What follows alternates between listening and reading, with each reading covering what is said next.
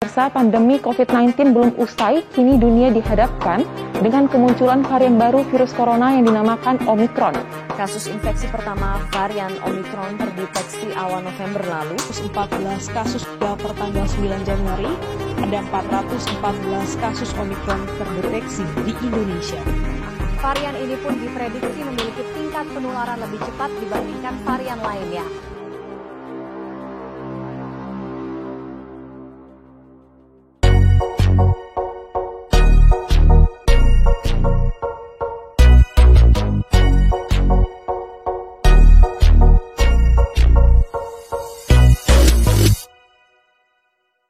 Bismillahirrahmanirrahim. Assalamualaikum warahmatullahi wabarakatuh. Sahabat keluarga, sayang keluarga dimanapun, saling menjaga. Kita berjumpa kembali dengan podcast Saga yang kali ini kita berbincang-bincang seputar upaya-upaya dan ikhtiar kita untuk mencegah penyebaran Omicron, virus COVID-19 dengan varian yang terbaru. Nah, sahabat keluarga, untuk mengetahui upaya-upaya jitu agar kita semua terhindar dari Omicron, kita saksikan bersama terlebih dahulu video taping sebagai berikut. Saat ini kasus konfirmasi Omicron di Indonesia telah mencapai 46 kasus.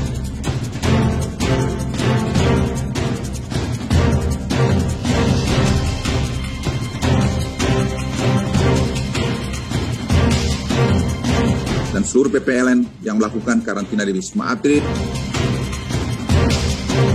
Kita akan memperketat karantina masuk dari luar. Kita akan menyebarkan teknologi baru untuk tes PCR yang cuma 4-6 jam, akan mendatangkan 15 mesin genome sequencing baru. Protokol kesehatan, surveillance, vaksinasi yang terapeutik atau perawat. Liburan di dalam negeri juga akan membantu mengakselerasi pemulihan ekonomi domestik. Untuk tidak melakukan perjalanan ke luar negeri jika bukan sesuatu yang benar-benar urgen.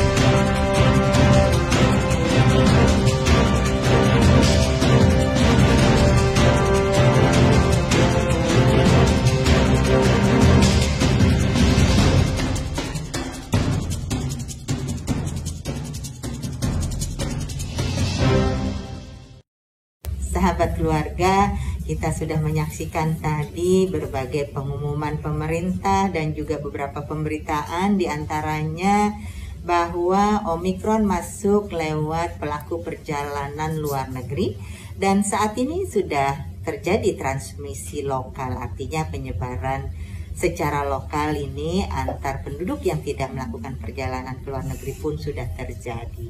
Nah, sahabat keluarga, untuk melihat mengetahui sejauh mana ikhtiar-ikhtiar yang dapat kita lakukan bersama untuk mencegah penyebaran yang semakin luas dari Omicron ini, kita sudah kedatangan dua orang narasumber. Yang pertama adalah Ibu Tintin Muktini. Assalamualaikum Bu Tintin. Waalaikumsalam Ibu.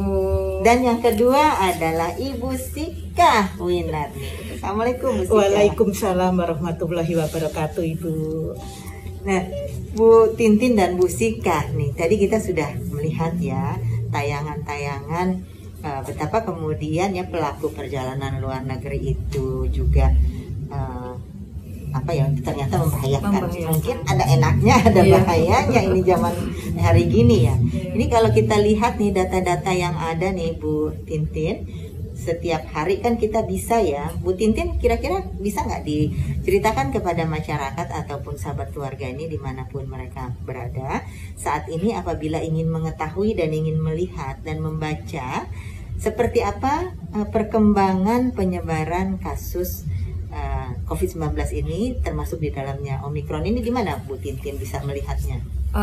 Baik Ibu, menurut jakarta.go.id ya Ibu, bahwa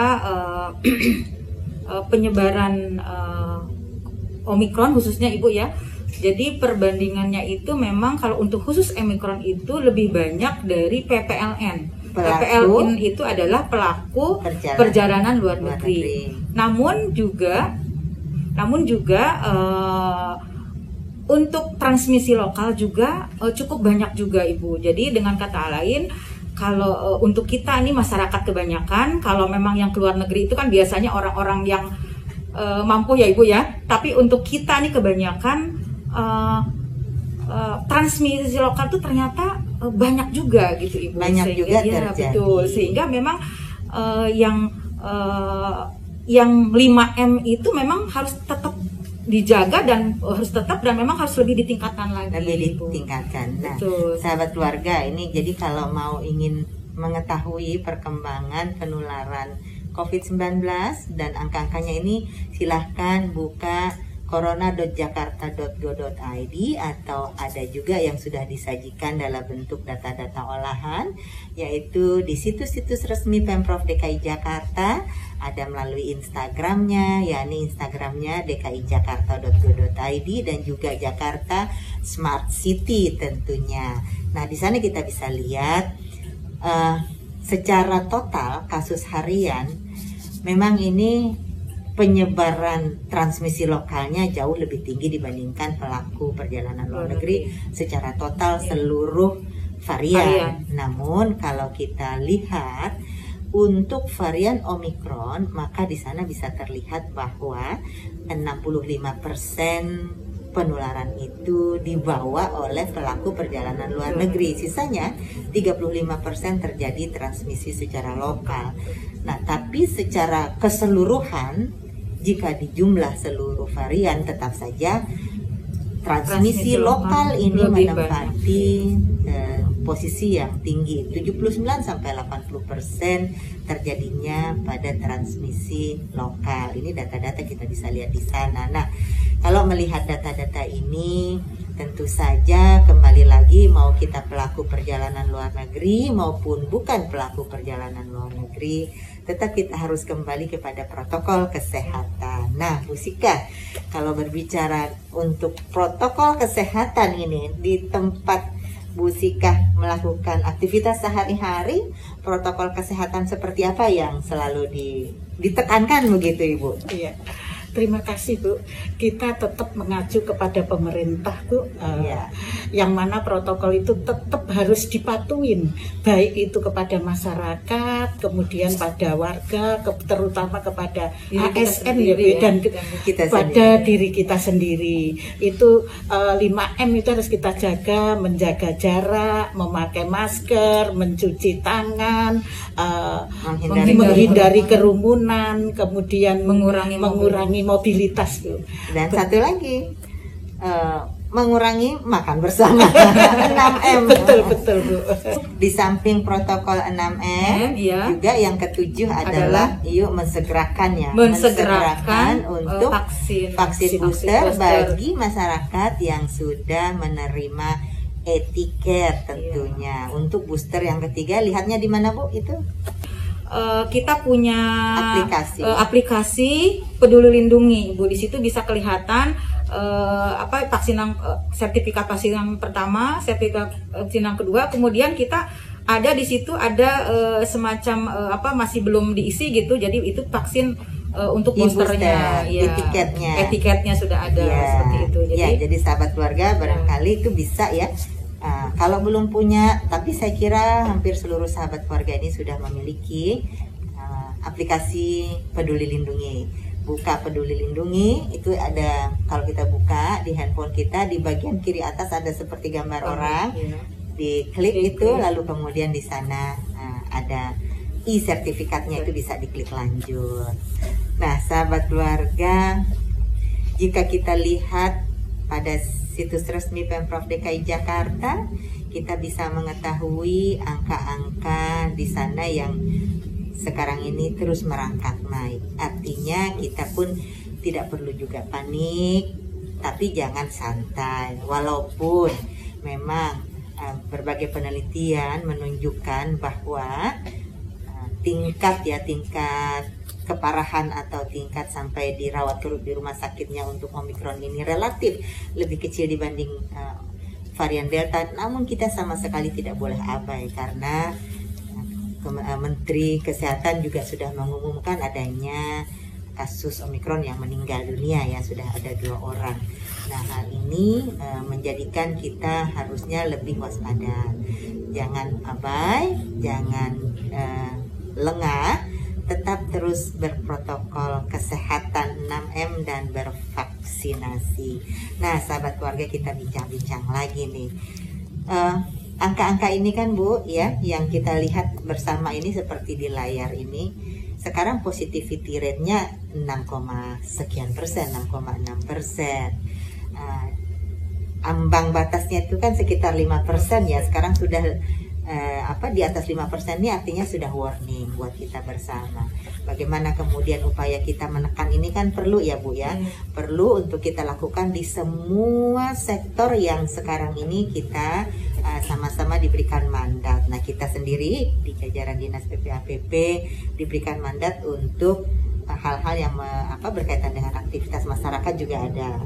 Ya, diantaranya ada pelayanan keluarga berencana, ada kemudian RPTRA dan sebagainya. Nah, saya sekarang balik ke Bu Sika terlebih dahulu. Nah, Bu Sika, dalam posisi kita saat ini sedang meningkat seperti ini, Omikron, kita kan tetap harus memberikan pelayanan. Kira-kira strategi apa nih Bu yang Ibu gunakan agar masyarakat ini, khususnya pasangan usia subur, tetap mau menjalankan keluarga berencana dan terlayani, tapi tetap protokol kesehatan itu terjaga juga. Gimana nih Bu? Terima kasih Ibu untuk di Kota Administrasi Jakarta Barat tuh untuk pelaksanaan pelayanan KB. Nah, ini juga sangat dikendalikan Bu, karena memang untuk pelayanan kita untuk 25% yang pendaftaran sampai pada pelayanan keluarga berencana, dan itu harus protokol Bu, menggunakan protokol kesehatan untuk wanita usia subur yang memang untuk ber-KB Bu. Ya, jadi walaupun sekarang ini kondisinya masih pandemi, tapi tetap saja pasangan usia subur yang membutuhkan pelayanan kontrasepsi ini tetap diberikan pelayanan. Tentu kita juga mengantarkan ataupun menunjukkan kemana mereka harus atau dapat diberikan pelayanan, bisa di puskesmas, bisa di praktek mandiri bidan, bisa di praktek mandiri dokter dan sebagainya. Jadi yang penting jangan lupa tetap protokol kesehatan. Nah, sahabat keluarga, ini tadi terkait dengan keluarga berencana. Selanjutnya terkait dengan anak-anak kita semua nih yang nature-nya memang mereka ini kan bermain, dan bermainnya senangnya itu di luar rumah. Apalagi kita sudah buka RPTRA kita lagi, namun dengan kapasitas tertentu tentunya. Dalam kondisi saat ini PPKM. Gimana ini nanti Bu Tintin, kita bisa terus berkoordinasi dengan teman-teman di RPTRA? Seperti apa kita ngaturnya kemarin ini? Coba ya. Baik, terkait dengan anak-anak ya Ibu yang bermain di RPTRA, bahwa memang RPTRA itu sudah dibuka, tapi dengan kapasitas 25% dari kapasitas yang ada. Jadi seperti itu. Nah, dengan ketentuan juga bahwa anak-anak di bawah 12 tahun harus didampingi oleh orang tua, kemudian tetap menjaga jarak. Kalau mau masuk ke RPTRA juga harus mencuci tangan, dan nanti juga ada akan diperiksa dulu dengan termogan, dan juga ibunya kalau memang itu didampingin itu harus mempunyai aplikasi Peduli Lindungi. Jadi sebelum masuk itu di aplikasi lindunginya dulu, kemudian cuci tangan, kemudian baru masuk. Dan anak-anaknya itu didampingi, yang 12 tahun ke bawah tadi didampingi oleh orang tuanya. Kemudian juga dari pengelola RPTRA-nya itu sendiri juga dia harus tetap mengawasi anak-anak itu, jangan sampai anak-anak itu kalau bermain sepak bola barangkali ya Bu terlalu dekat ya, anak-anak kan biasa teriak-teriak seperti itu Bu ya, nanti kan dia akan mengeluarkan suara dan mungkin air liurnya yang nanti bisa menimbulkan bisa berjangkit kepada yang lainnya. Nah itulah yang harus dijaga oleh pengelola. Dia harus memperhatikan terus pengunjung atau anak-anak itu di dalam RPTRA itu. Sehingga, apa tuh istilahnya kalau muncrat gitu? Iya muncrat, jadi muncrat ada istilah kedokteran. Iya dropletnya itu jangan sampai, iya betul dropletnya itu jangan sampai keluar. Jadi jadi tetap dia memakai masker ke dalam itu, baik itu anaknya maupun orang tuanya, seperti itu Ibu. Jadi upaya-upaya kita yang dilakukan di RPTRA, memang anak-anak sekarang itu banyak yang protes dalam arti kata-kata ya Bu ya, karena kenapa sih masih 25% anak-anak itu sudah ingin sekali main di RPTRA, tapi kan memang kita menghindari supaya tidak terjadi pandemi atau transmisi lokal yang lebih besar lagi gitu. Jadi Ibu, kita tetap pengelola itu, kita ya melalui pengelola itu tetap menjelaskan kepada masyarakat, kepada pengunjung bahwa gantian. Jadi istilahnya ada gantian supaya 25% itu tetap terjaga, seperti itu Ibu. Oke, nah sahabat keluarga dimanapun berada, saat ini walaupun pelayanan-pelayanan RPTRA ini buka, tapi kita tahan dulu ya untuk kapasitasnya 25%. Bukan apa-apa nih, supaya kita semua juga sehat, karena Omikron ini tidak bergejala loh. Nah, walaupun tidak bergejala, ternyata jika tertular kepada orang yang memiliki komorbid dan juga kondisi tubuhnya memang sangat tidak baik atau tidak fit, maka fatal juga loh akibatnya. Untuk itu kita tetap waspada dan sekali lagi jangan lengah. Tetap protokol kesehatannya dipenuhi dimanapun berada. Nah sahabat keluarga, RPTRA itu selain juga memberikan pelayanan untuk bermain anak-anak, juga untuk remaja dan juga bahkan lansia dan perempuan, bahwa RPTRA itu juga menjadi salah satu tempat dilaksanakannya vaksin booster. Bisa dilihat di sini.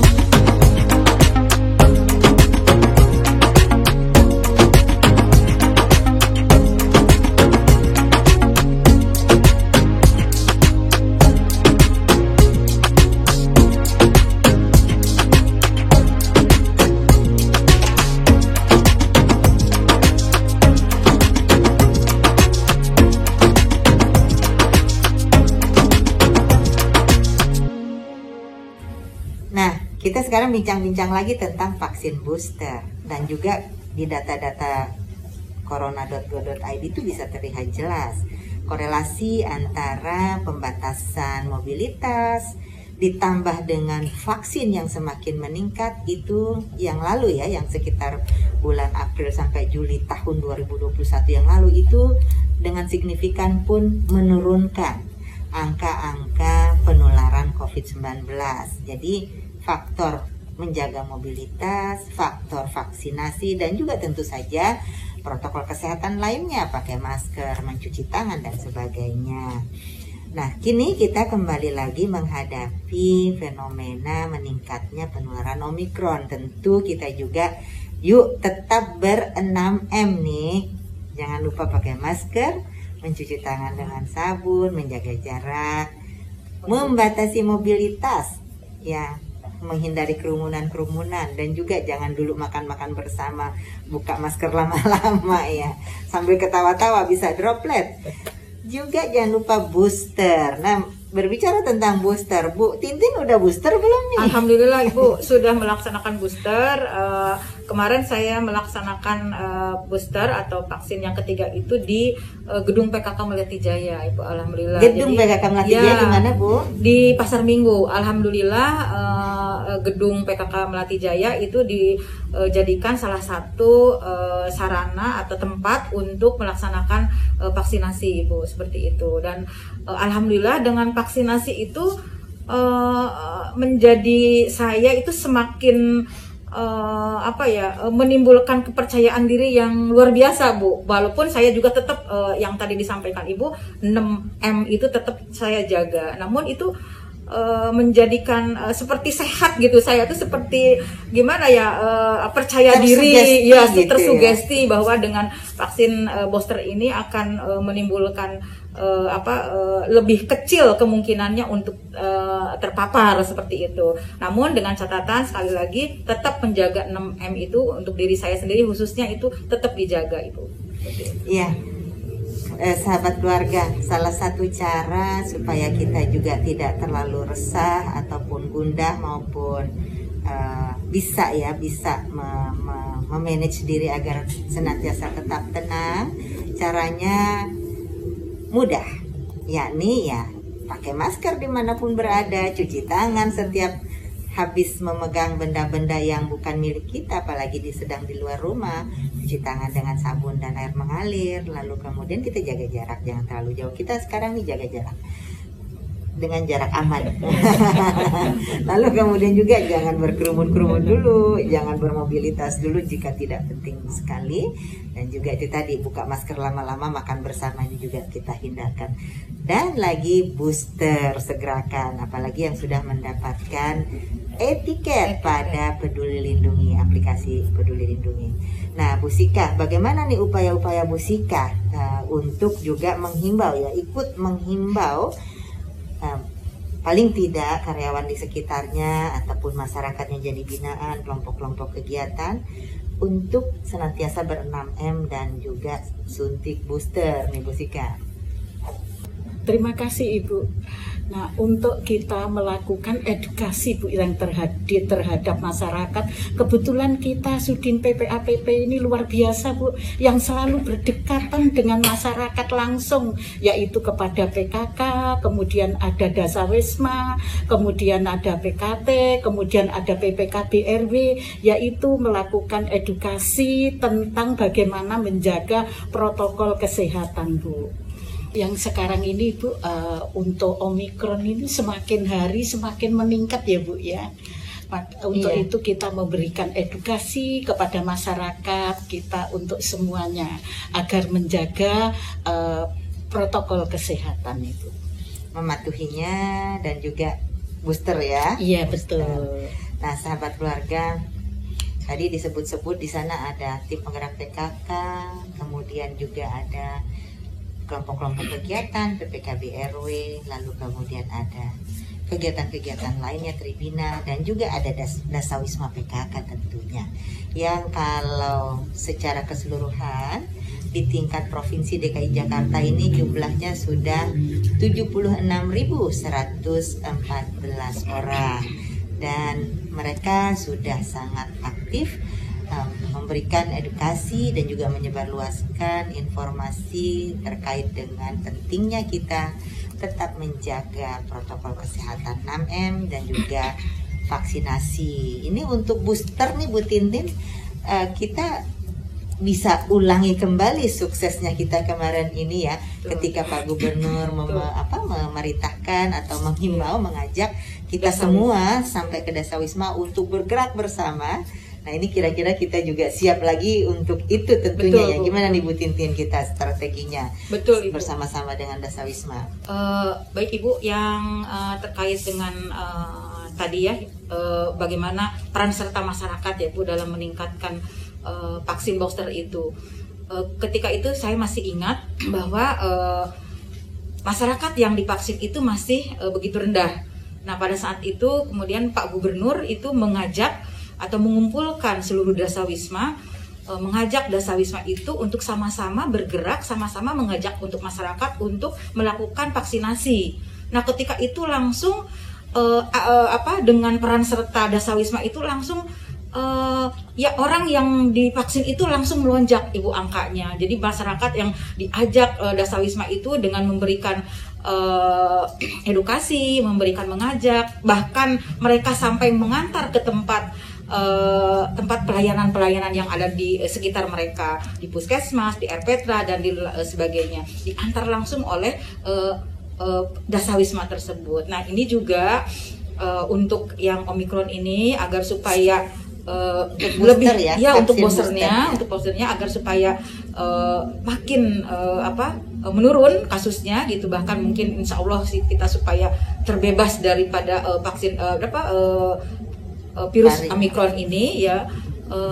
Mungkin kita juga mengajak kepada para Dasawisma PKK untuk bersama-sama kembali mengajak masyarakat untuk melakukan booster atau vaksinasi yang ketiga Ibu, barangkali seperti itu, supaya pengalaman yang lalu dengan adanya gerakan dari PKK, gerakan dari Dasawisma itu bisa meningkatkan cakupan daripada vaksin yang kedua maupun yang pertama. Nah ini juga agar supaya dengan gerakan PKK, dengan gerakan Dasawisma yang tadi Ibu sebutkan 76.114 ini bisa menggerakkan seluruh potensi yang atau seluruh masyarakat di DKI Jakarta, sehingga insya Allah booster atau vaksin yang ketiga ini bisa sukses, bisa dan sehingga kita bisa terhindar dari varian COVID manapun ya Bu. Amin, amin. Iya, terima kasih. Ini seperti yang kita bisa saksikan, seperti berita yang ada di tayangan berikut ini, yang mana pemberitaan ini dapat kita ketahui bahwa keterlibatan Dasawisma PKK ini sangat efektif. Seperti tadi Bu Tintin sudah ceritakan, ini ternyata juga mendapatkan liputan ya, apresiasi, dan secara faktual di lapangannya demikian keadaannya, bahwa gerakan bersama Pak Dasawisma PKK ini telah membangkitkan kegairahan dan juga bahkan mengantarkan ya para sahabat keluarga ini untuk melakukan vaksin yang lalu di tahun 2021, vaksin pertama dan vaksin keduanya. Sekarang yuk kembali lagi bersama-sama tim penggerak PKK dan juga Dasawisma PKK, kita himbau kiri kanan kita, tetangga kita, wisma-wisma yang menjadi binaan kita masing-masing untuk berbondong-bondong mendatangi tempat-tempat suntik booster, khususnya bagi yang telah mendapatkan etiket dari Peduli Lindungi tentunya. Dan sahabat keluarga, kita sampai pada penghujung podcast saga kita kali ini. Bu Sika, mungkin ada hal-hal lagi untuk closingnya yang ingin dipesankan kepada sahabat keluarga, silakan. Iya. Terima kasih. Mari kita menjaga 5, yaitu menjaga 5. Kemudian juga mari kita sukseskan untuk vaksin booster yang dilakukan oleh masing-masing wilayah, dan tetap semangat serta berbahagia. Oke, bahagia katanya kunci untuk meningkatkan imun ya. Imun booster, bahagia. Yes. Bu Tintin, ada closing statement-nya? Kalau saya, Ibu, untuk bagaimana supaya menghadapi adanya varian Omikron ini, supaya kita tetap tenang, tadi tetap bahagia ya. Jadi kita melakukan senantiasa melakukan aktivitas yang disenangi agar tetap produktif, Ibu, seperti itu. Jadi mungkin kita bisa melakukan olahraga ringan. Kemudian sekali-kali nggak apa-apa kita nonton sinetron, sekali-kali kita mungkin nonton film, nggak masalah. Yang penting itu aktivitas yang mempunyai kesenangan kita. Kemudian juga kita tetap bersilaturahmi supaya kita melepas rindu dengan keluarga yang jauh. Barangkali mungkin silaturahmi kan itu tidak harus kita mendatangi ya. Sekarang itu dunia aplikasi itu sudah sedemikian sampai ke kampung-kampung ya. Jadi saya mungkin dengan saudara-saudara yang di kampung saya nih, kebetulan saya orang Sumedang nih, jadi orang Sumedang bisa berkomunikasi dengan mereka melalui WA atau barangkali juga melalui video call, melalui Zoom juga sudah sampai di kampung-kampung. Jadi barangkali itu beberapa hal yang bisa kita tenang ya agar menghadapi ini. Dan juga satu lagi yang paling utama itu adalah tetap mengikuti anjuran pemerintah yang tadi sudah disampaikan berkali-kali bahwa kita harus tetap memakai masker, menjaga jarak, kemudian mencuci tangan, mengurangi mobilitas, dan menghindari kerumunan. Itu barangkali. Dan satu lagi yang terakhir adalah melakukan vaksinasi booster. Itu Ibu dari saya. Baik, Bu Sika, Bu Tintin, dan sahabat keluarga dimanapun berada, kita saat ini walaupun masih di tengah suasana pandemi, dari perbincangan ini dapat dipetik beberapa hal. Satu, pandemi memang ada, kenyataannya ada, dan kecenderungan meningkat sampai dengan hari ini terlihat nyata. Namun satu, agar tetap tenang. Tenang bukan berarti abai. Tenang dan abai itu dua hal yang sangat berbeda. Tenang dalam arti agar kita dapat mengambil langkah-langkah pasti, langkah-langkah yang baik dan benar untuk menghindarkan diri dan keluarga serta lingkungan tempat kita beraktivitas dimanapun kita berada dapat kita lakukan dengan baik dan benar pula. Dan untuk meningkatkan imunitas, selain kita melaksanakan suntik booster, tentu ada hal-hal kecil yang jika dilaksanakan secara rutin itu dapat membantu menstimulasi peningkatan imunitas diri kita setiap harinya. Tadi disebutkan, kenali apa hal-hal yang disukai, lakukan secara rutin ya. Olahraga kecil-kecilan sangat baik, kecil-kecilan besar-besaran. Jadi olahraga sesuai dengan maksudnya, porsi, tingkat kekuatan dan kebugaran masing-masing, sesuaikan dengan umur misalnya.